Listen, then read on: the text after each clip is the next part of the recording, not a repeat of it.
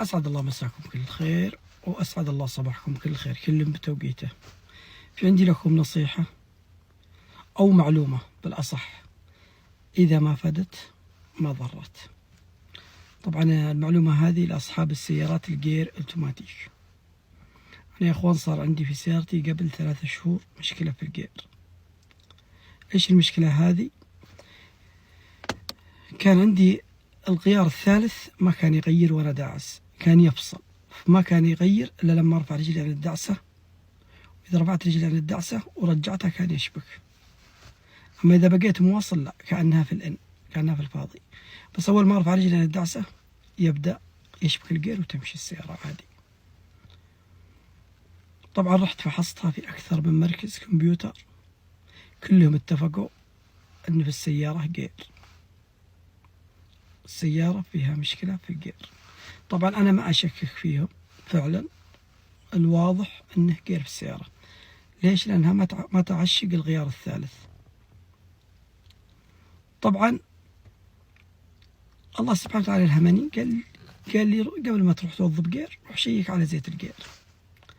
رحت شيكت على زيت الجير، رحت بنشر، قلت له بك تشوف لي زيت الجير هو ناقص ولا لا، ولا هو كويس. جيت عنده قال لي أنت سيارتك ما لها عيار، لازم ننزل الزيت، عندنا جالون نقيس به الزيت إذا هو ناقص أو ما هو ناقص. قلت له خلاص تصرف.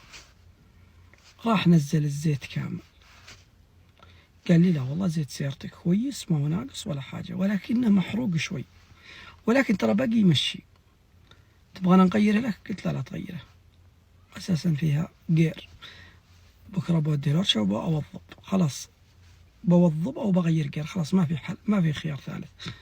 كل المهندسين اتفقوا على جير وزيت الجير كامل، يعني معناته مشكلة جير. المهم رجع الزيت نفسه في الجير، طلعت من البنشر السيارة والله العظيم يا جماعة أخذت تغييراتها كاملة. بعد ما أخذت تغييراتها كاملة شكيت أنا، قلت يا يمكن السيارة بس الزيت بارد ولا زي كذا عشان نزلناه. المهم اليوم الثاني نفس السيارة ما شاء الله تبارك الله من أبدع ما يكون إلى يومك، والآن ما شاء الله تبارك الله أنا خاش في الشهر الرابع ما فيها لا جير ولا شيء. بعدين جلست أسأل، قالوا لي الناس الخبرة قالوا ممكن يكون في أوساخ كانت سادة، إما على حساس إما على شيء من سنن الجير حقة التعشيق، من هذا الأشياء ممكن تكون هي اللي كانت مسوي لك المشكلة دي، ممكن وساخة. أول ما نزلت الزيت ممكن تكون نزلت، أو يوم عبيت الزيت مرة ثانية ممكن تكون تحركت من مكانها وضبطت معك. فأنا يا أخوان من واقع تجربة والله العظيم إني خلاص رايح أغير جير أو أوظب. رحت بس نزلت الزيت ورجعته وضبط معي. فهذا شيء صار معي، قلت أنقله لأخوه. قبل تستعجل توظب أو تغير جير، جرب فك الزيت، إذا الزيت ناقص زوده، إذا ما هو ناقص رجع نفس الزيت. إن ضبطت معك خير وبركة، وإن ما ضبطت فاسمك خلاص سويت كل شيء. أنا بالنسبة لي والله سويتها وضبطت معي، وهذه معلومة نقلتها للفائدة. وللمعلومة ترى المشكلة هذه قبل 3 شهور قلت بجرب الجير، إن باقي رجعت المشكلة ما راح أنزل المعلومة هذه. إن الجير ضبط فراح أنزلها للناس عشان تستفيد.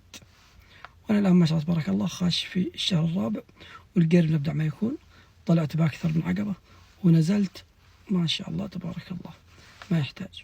وهي معلومة لكم، أسأل الله العظيم الله ينفع بها، وأن الله يوفقنا وإياكم ولا يريكم مكروه في سياراتكم ولا في جيراتها، فإنها والله أنها بهذلة. وفقكم الله، نستودعكم الله.